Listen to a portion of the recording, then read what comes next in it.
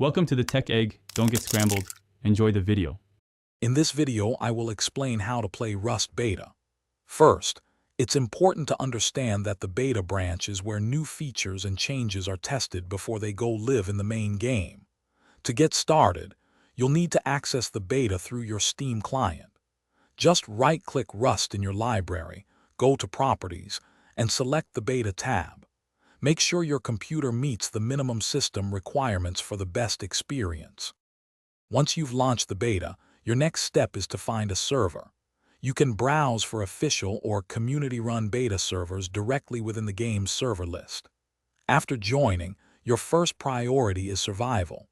Start by gathering crucial resources like wood and stone from your surroundings. With these, you can craft fundamental tools, such as a stone pickaxe and a hatchet, which will significantly speed up your resource collection. Now that you have some resources, it's time to establish a safe haven.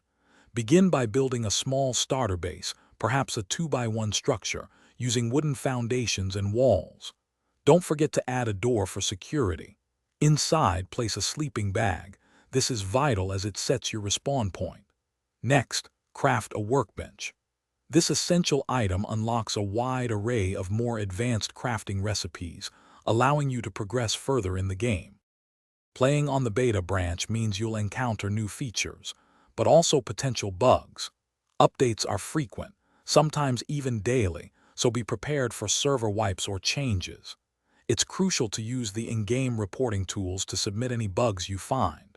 Your constructive feedback on new features is incredibly valuable to the developers, helping them refine the game before these additions reach the main branch.